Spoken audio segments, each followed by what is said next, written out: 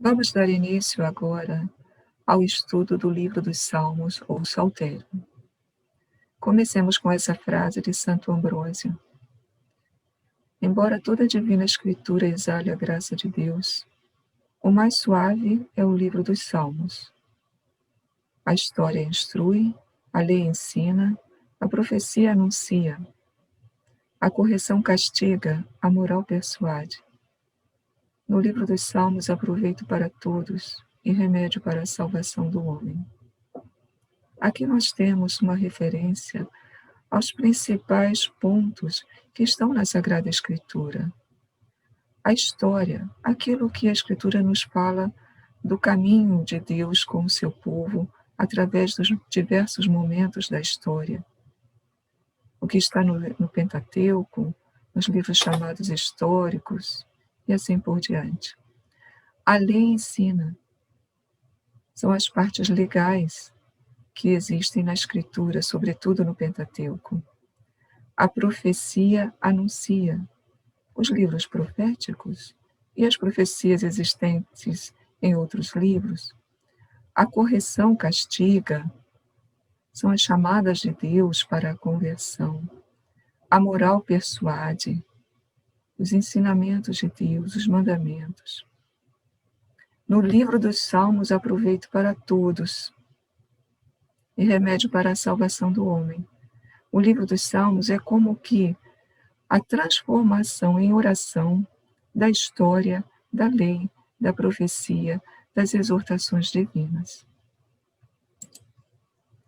O título do livro, em grego, é Psalterion, ou podemos chamar também livro dos Salmos, psalmoi. Esse termo grego, psalterion, significa um instrumento de cordas que acompanhava um cântico, que é chamado, então, salmos, em plural psalmoi. O hebraico tem outro termo para falar desse mesmo tipo de canto, que é mizmor, que pode significar música ou acompanhamento do cântico. Mas o título hebraico mesmo não é referente a essa palavra. Na Bíblia hebraica, o livro se chama Sefer Tehilim. Sefer significa livro, Tehilim, louvores. O Saltério é, portanto, um livro de louvores. Esse nome chama a atenção, porque nós não temos só no Saltério salmos que louvam ao Deus. Nós temos salmos de súplica, salmos muito doloridos, onde o salmista está sofrendo. Porém, colocando esse título, livro de louvores, mesmo as angústias, os sofrimentos, as dores que aparecem nos salmos, são modos de se expressar o louvor a Deus. Podemos dizer, então, que o livro do Saltério é uma coleção de poemas líricos de inspiração religiosa. Os salmos foram redigidos em épocas diversas. Os salmos são cânticos independentes uns dos outros, na sua grande maioria, e esses cânticos se tornaram cânticos do povo de Deus e foram usados em época mais recente, do Segundo Templo, na época após o exílio babilônico, como uma espécie de livro para a liturgia, de cânticos para a liturgia, além do uso individual, evidentemente. A numeração dos cânticos desses salmos varia conforme nós olhamos para o texto hebraico ou para a tradução grega da 70. Aqui, na coluna da esquerda, está a numeração hebraica. Na coluna da direita, a numeração conforme a 70. A 70 fez a junção de alguns salmos ou dividiu alguns salmos, e com isso haverá uma diferença de numeração em relação ao texto hebraico.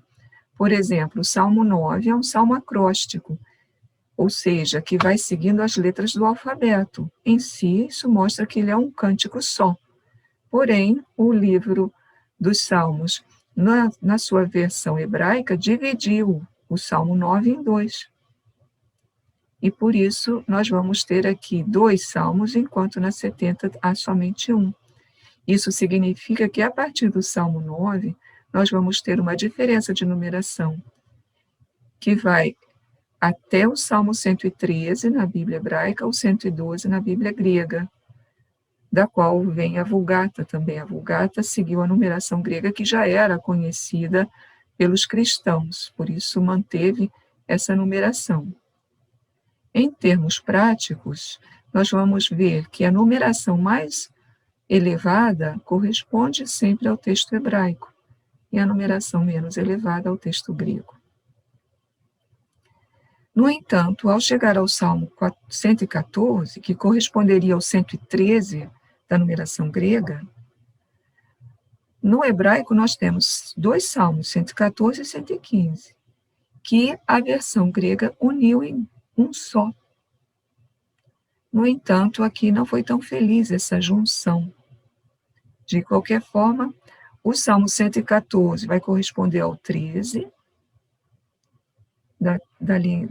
do texto grego, nós chamaríamos 13a, e o Salmo 115, no hebraico, vai corresponder à segunda parte do Salmo 113, na numeração grega, que nós chamaríamos 13b. Mas no texto logo sucessivo, o Salmo 116, o que acontece? A 70 dividiu o Salmo 116 em 2 partes. E aí, o que corresponde ao Salmo 116 na Bíblia hebraica é o Salmo 114 e 115. A partir do 117 até o 146, não vamos ter nenhuma divisão ou junção da parte da Bíblia grega.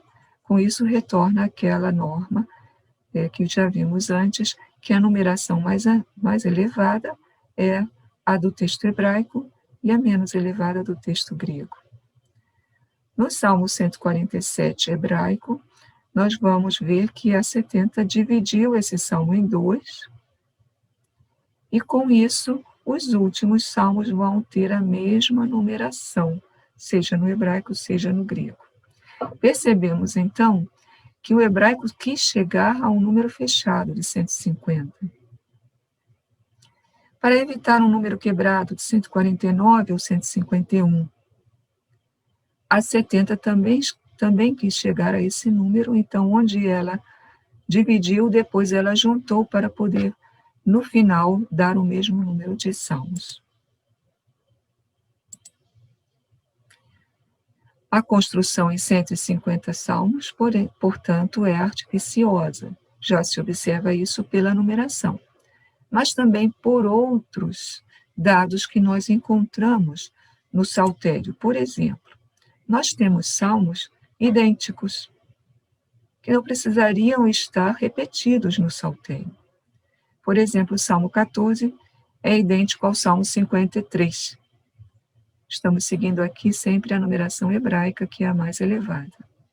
A única diferença é que em um, o nome de Deus é Adonai, o tetragrama sagrado. Em outro, o nome de Deus é Elohim. O Salmo 70 é idêntico a uma partezinha do Salmo 40. O Salmo 108 possui fragmentos de 2 salmos. Os salmos 42 e 43 deveriam estar aglutinados, eles têm o mesmo refrão, poderiam formar um salmo só. Além disso, há fragmentos de salmos ou salmos inteiros em outros livros.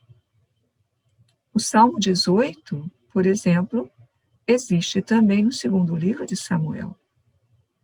E no primeiro livro das Crônicas, nós temos um texto que junta vários pequenos salmos e forma, então, um único salmo. Além disso, nós temos salmos que não se encontram no saltério. Por exemplo, o cântico que está em Êxodo 15, o cântico depois da passagem do mar, o Cântico de Deuteronômio 32, no Cântico de Moisés, no final do livro do Deuteronômio, o Cântico de Ana, no livro de Samuel. No primeiro livro das Crônicas também há um cântico que tem ressonância sálmica. No livro de Tobias, no livro de Judite, para citar alguns. Olhemos agora os títulos dos salmos. Os salmos normalmente são titulados. Esse título, no texto hebraico, é numerado. Normalmente recebe o número 1. Em geral, são títulos curtos, portanto, só um versículo. Em alguns casos raros, 2 versículos. Porém, no texto grego, esse título não é numerado. O que isso significa? Significa que o versículo 1 do Salmo, na numeração grega, vai corresponder ao versículo 2 ou versículo 3 na numeração hebraica, porque a numeração hebraica numerou o título. Isso é bom nós termos em mente quando lermos o texto dos Salmos, ouvirmos alguma citação, se nós não encontrarmos exatamente naquele versículo o que estamos procurando, vamos procurar no versículo anterior ou posterior, porque não sabemos se os versículos estão citados segundo o grego ou segundo o hebraico. Além disso, a transmissão textual destes títulos é incerta. Ou seja, no texto grego faltam muitas vezes anotações que existem no texto hebraico. Esses títulos trazem anotações, por exemplo, é um salmo de Davi, conforme a melodia X. Às vezes falta uma parte ou falta tudo no texto grego. Então, é bom a gente prestar atenção, saber que isso existe. Na hora da tradução para o grego, houve ali ou um esquecimento ou deixaram de lado propositalmente porque não acharam relevante para o texto do Salmo. Se olharmos os títulos dos Salmos, podemos agrupá-los em alguma classificação. Vamos ver. Nós temos salmos que têm no título de Davi ou para Davi. Uma boa parte desses salmos está no início do saltério. Vejam lá, vai do Salmo 3 até o Salmo 41, com exceção de um salmo aqui. Então, eles estão, de certa forma, agrupados, são muitos salmos. E se chama, então, esse grupo de primeiro saltério davídico, porque haverá mais tarde outros salmos que também têm no título de Davi ou para Davi. Temos salmos que trazem no título Salmos dos Filhos de Coré. Os filhos de Coré são citados no livro do Sirácida. São salmos que se referem a uma família levítica. Os levitas, depois do exílio, são responsáveis pela liturgia do templo. Então, os salmos dos filhos de Coré são salmos compostos por levitas do segundo templo da época após o exílio babilônico. A característica desses salmos é que eles são salmos que falam do templo de Jerusalém de modo muito delicado. Eles falam do desejo de ir ao templo, da alegria que há em estar na casa de Deus. Bem diferentes são os salmos de Asaf. Asaf é também uma família levítica, que é citada no primeiro livro e no segundo livro das Crônicas.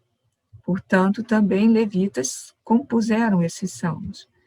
Diferente dos salmos dos filhos de Coré, os salmos de Asaf têm um tom de vingança muito forte.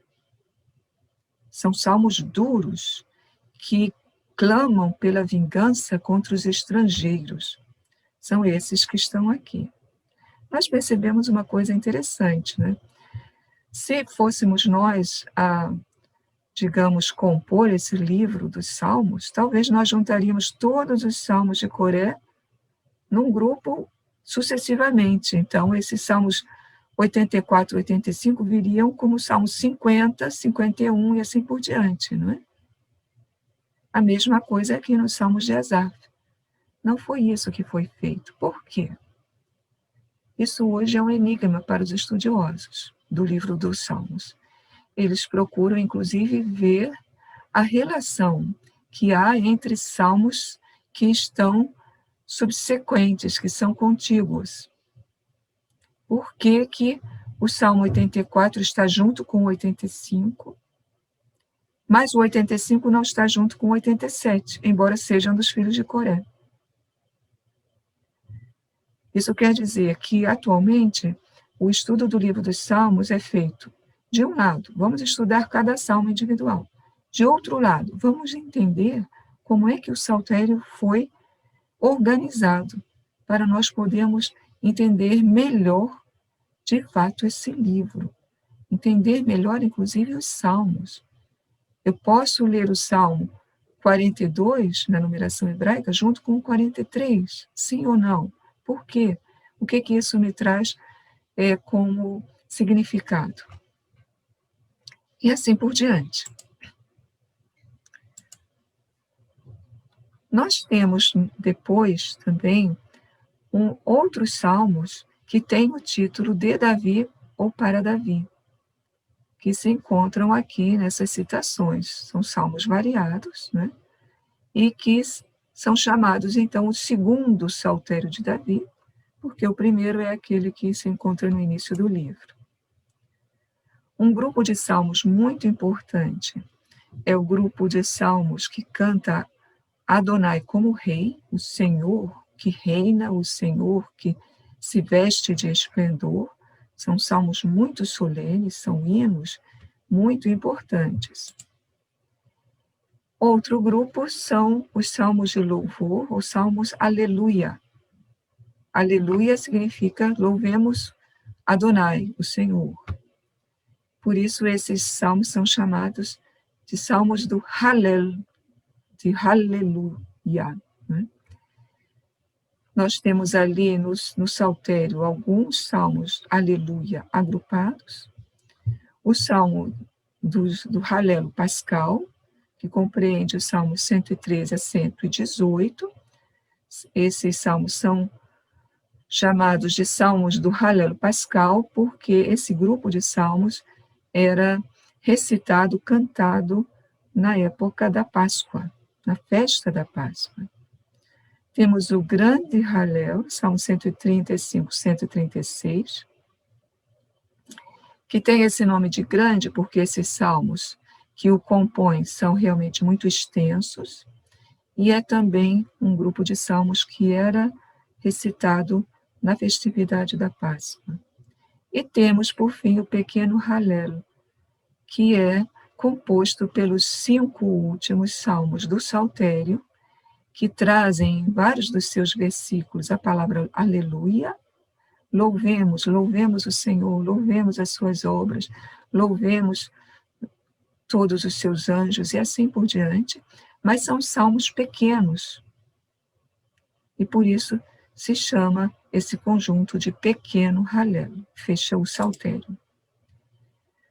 Um grupo bastante interessante são os salmos de ascensão, eles têm nesse título salmos para as subidas, para ascender. Provavelmente são salmos para a subida a Jerusalém, portanto, para a peregrinação a Jerusalém. São 15 salmos que se encontram agrupados entre os salmos 120 e 134. Com isso, nós vemos aqui a classificação dos salmos segundo os títulos. Interrompemos aqui. No próximo bloco, nós vamos, então, ver outros tipos de classificação dos salmos.